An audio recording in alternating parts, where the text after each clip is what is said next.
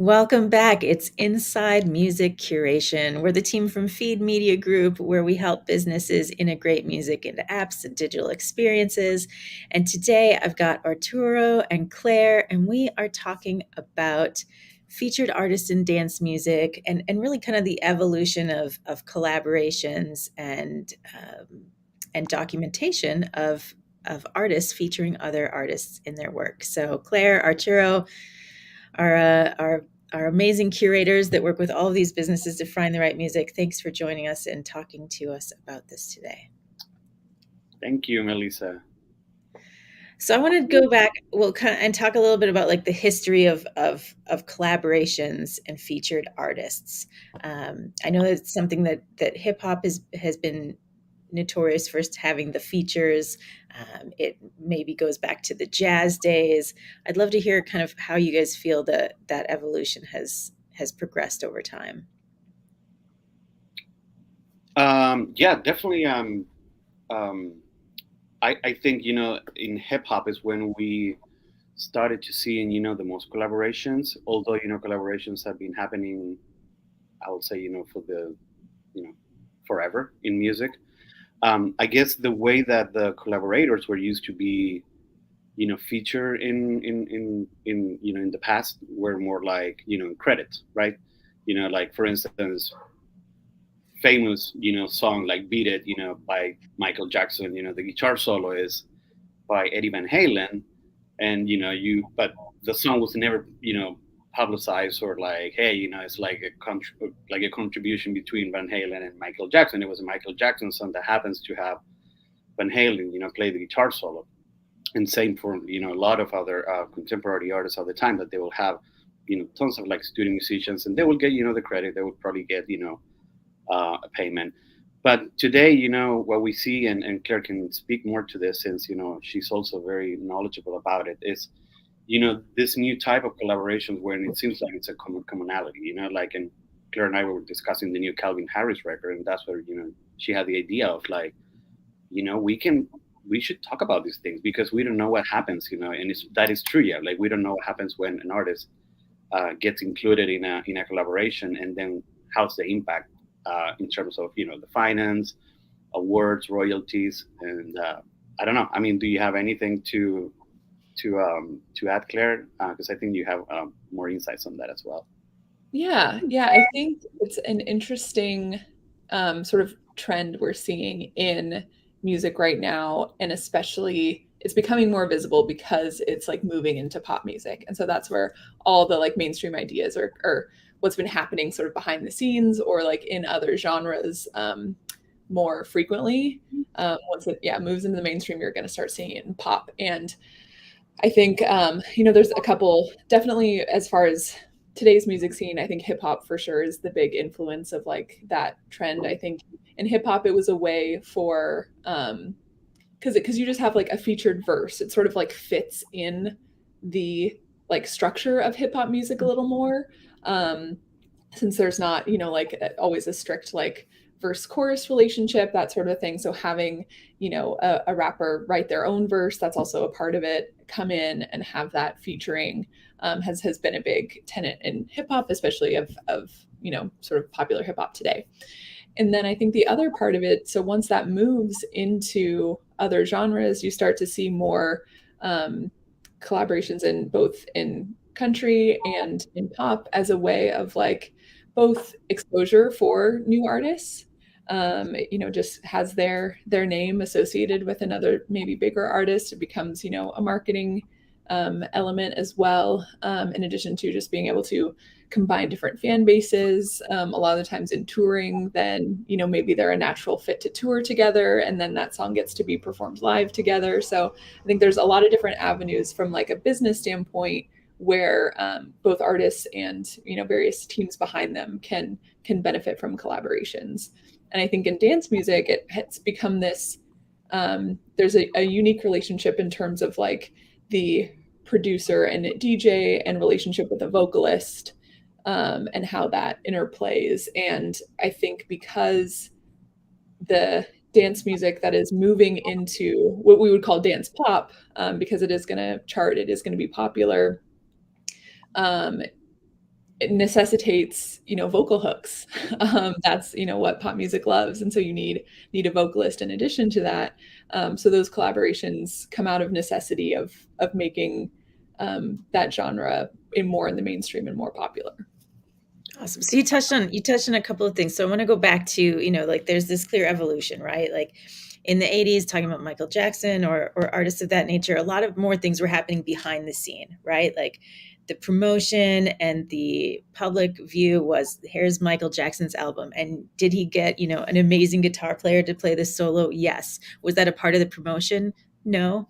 Did Michael Jackson maybe need that extra promotion? Maybe not. Where now things are much more transparent, right? Like there is a lot more credit where credit's due, even though we aren't as frequently seeing physical liner notes. We've moved to a digital world. And so when you see, hip hop where there's, a feature and it's listed right on the track title, this is now a new way of bringing that credit front and center so that people know who's actually behind this music, and they don't even have to dig into the liner notes, or they don't have to dig into Discogs or something to find out who is participating in that. And I think that's a big shift. And I think it's just change in mindset, right? Of, a more songwriter forward generation of musicians and publicity. Yeah. Yeah. What I think is interesting about what Claire was saying specifically, to dance music is, for instance, and I'm using, this new Calvin Harris album that just got released with literally like every track has pretty much a mega superstar. But then when we hear a song, in this case, we were trying to understand or discuss is, do we remember Calvin Harris in this case, or we're going to remember Dua Lipa as one of the singers or one of the songs that he produced? Because he didn't write any of the songs; he's just a producer, right? The And lyrics. that's a great point too, is bringing it back to the vocalist, right? Like, it becomes a little bit different when there's someone playing a guitar solo on a song versus a vocalist contributing a major melody to a song that may justify putting their name in that title and releasing it in that way. And, add on to that the layer of a producer like Calvin, where he's working with literally a different, star on every single track. It's a whole new kind of album. Yeah. I'm finding it to be sort of akin to it's a new level of negotiation, I think, that's happening within music, both in terms of, like mutually beneficial promotion. We're seeing the same thing of you're getting a lot of, with the resurgence of pop punk, featuring Travis Barker, who is playing a drums, is like, yes, a very legendary drummer, but in ordinary circumstances, the drummer is not getting feature credit in the title or in the artist level of a song.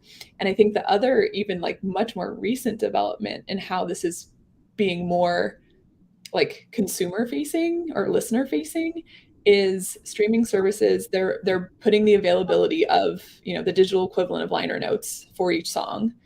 Because they do know, some people, at least the music nerds like us, are curious and want access to that information.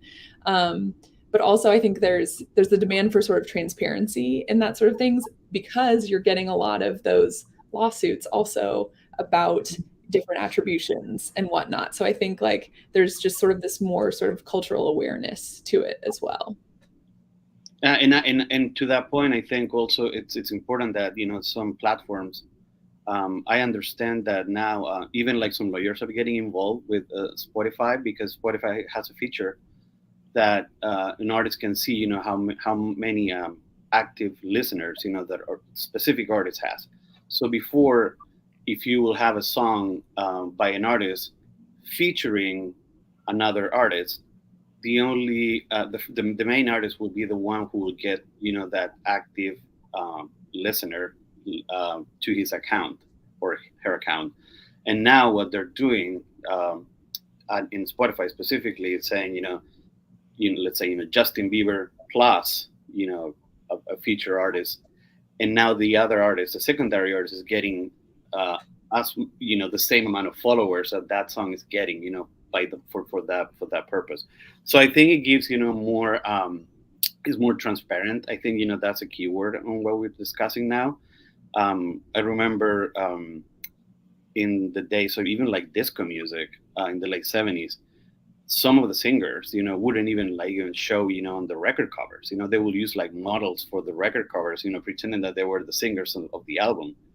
And there have been many, many cases of lawsuits, especially, with a lot of producers, from like Italian disco and stuff like that, that they will use like American voices, and then they will just like not give the proper credit or not pay the proper royalties.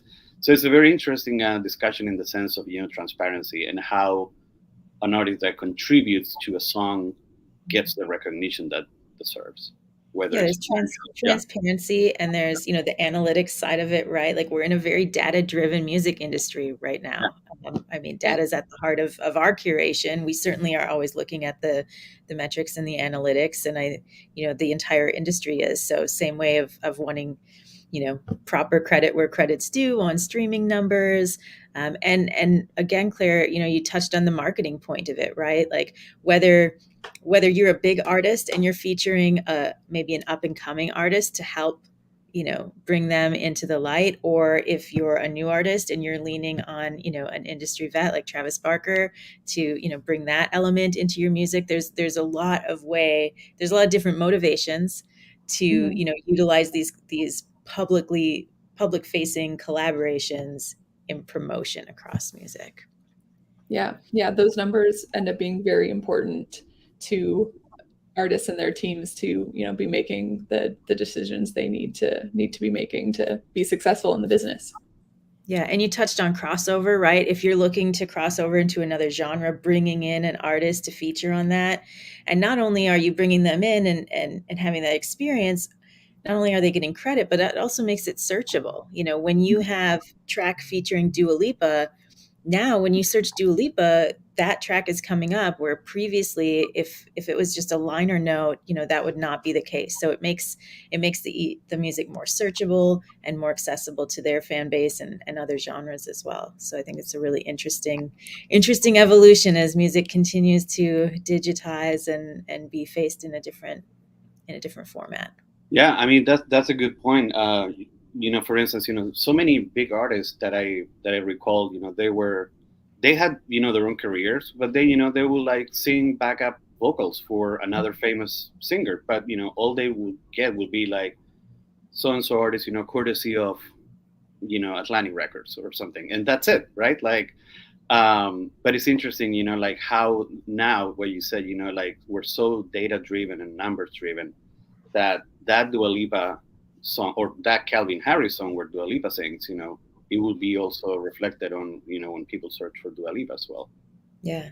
And, that brings up, I think, going directly into the dance producer, which really started this conversation internally for us, and specifically an album like this Calvin Harris album, whose song is it, right? And there's what's on Spotify and there's what people remember. And is, by a producer like Calvin Harris putting out an album like this, it's definitely going to increase his odds of somebody remembering this as a Calvin Harris song versus, Dua Lipa or whomever is singing that particular track.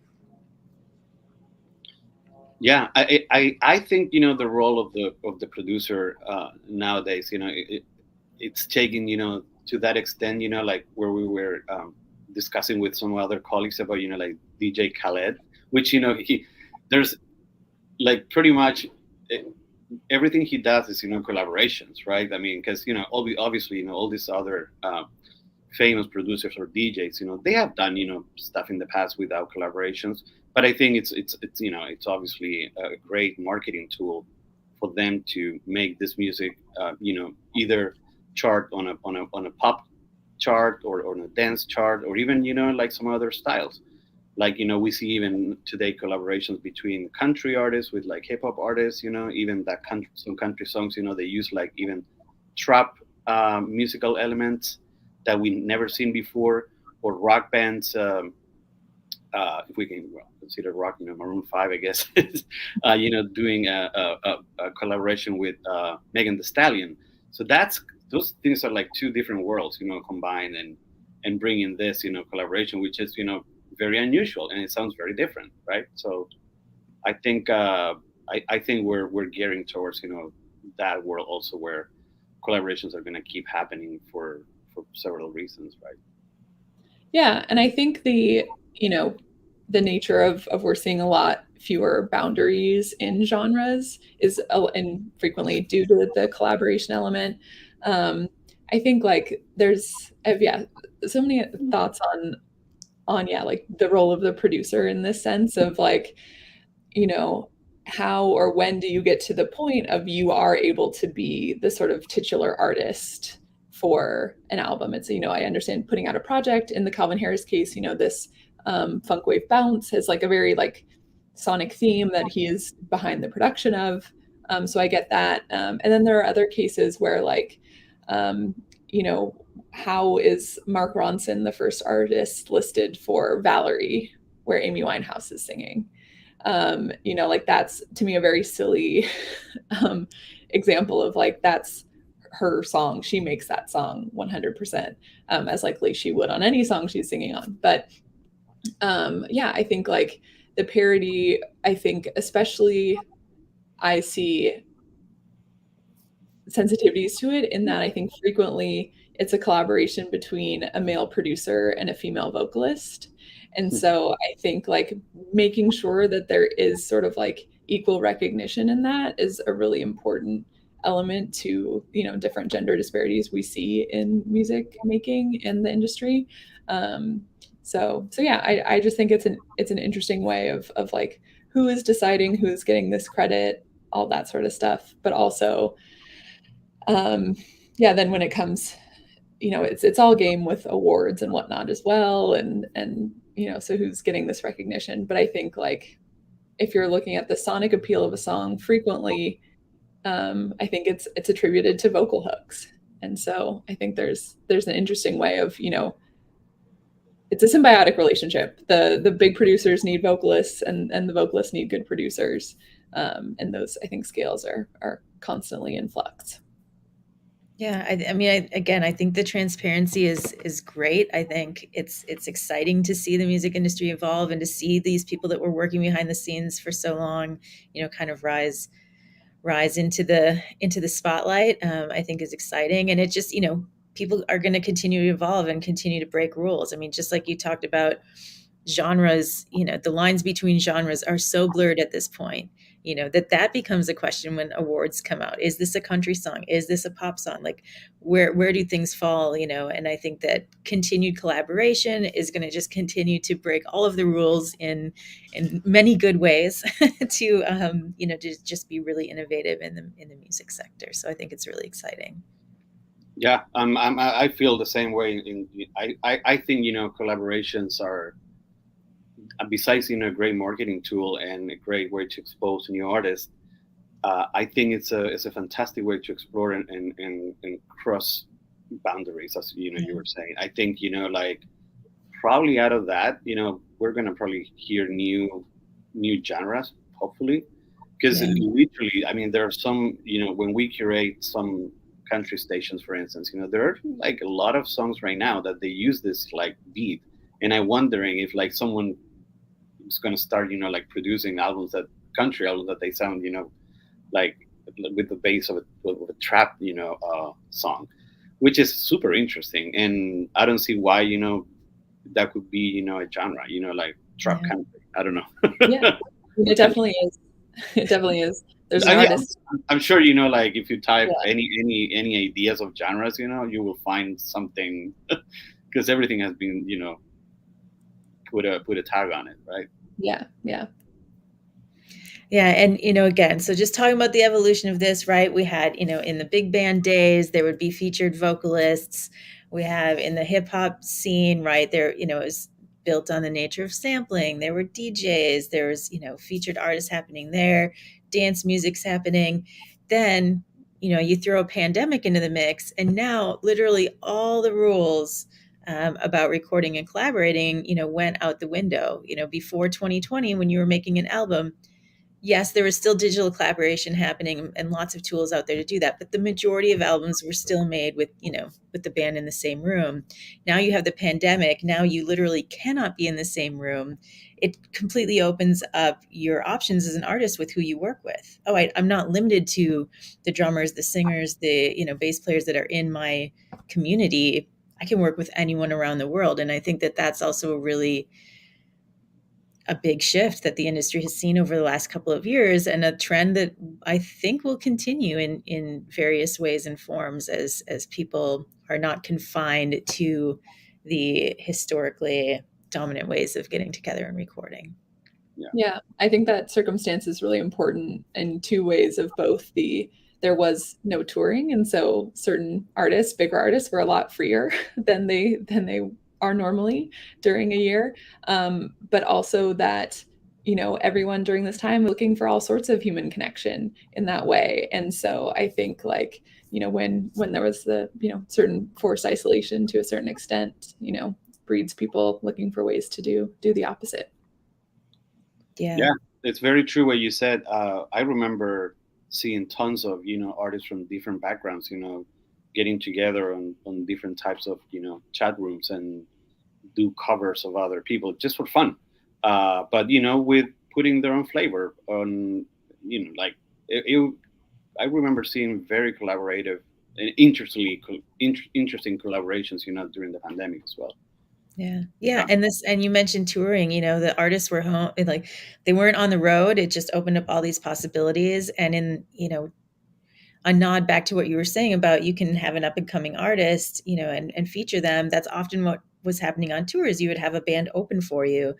And, without that opportunity there, collaborating on a song is another way to do that. So, yeah, I mean, pandemic, it's keeping people separated, but bringing people together in whole new ways. And I think that that's really what music collaboration is about. And whether it's on the line of the title, in the liner notes, up on stage or behind the scenes, it's a beautiful thing, collaboration in music, and it's fun to explore how it continues to evolve. So thank you guys for bringing these topics to mind and having the conversation. Inside Music Curation really is an ongoing conversation. We're here every other week talking about all things music curation, and you never know where the story is going to lead next. But it's certainly a fun conversation to be a part of, and just continue to find all these little nuances in the evolution of the industry. My prediction, not prediction, but I've always been thinking in the last 2 years, like I've seen a lot of engagement also through the pandemic between musicians and directly with the fans. And I'm thinking, like, because I've read about it already, like if fans are going to start influencing the music of their artists, and they're going to take, in a way, a collaboration like, hey, we don't like this lyric. Can you change it? Or we don't, that could be interesting to see as well. I mean, because there is a lot of engagement right now between artists and fans directly, right?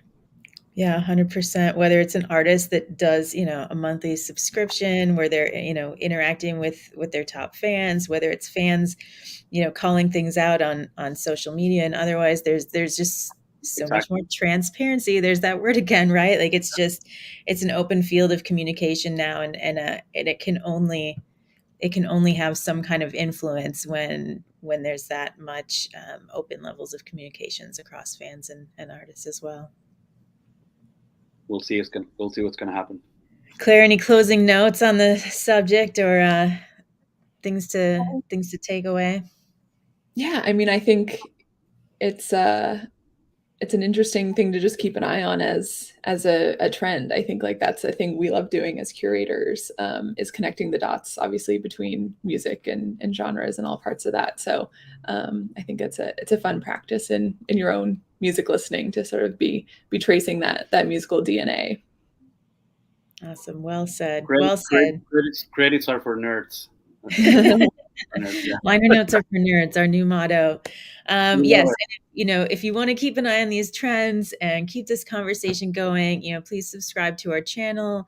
Visit us at feedmediagroup.com to learn more about how we're curating music for businesses, and keep an eye out on our blogs, where Claire and some of our other contributors have some amazing insights, and continue to connect the dots along this amazing industry that is music. So thank you guys so much for tuning in. Thanks, Claire. Thanks, Arturo. Thank you, Melissa. Thanks, Bye.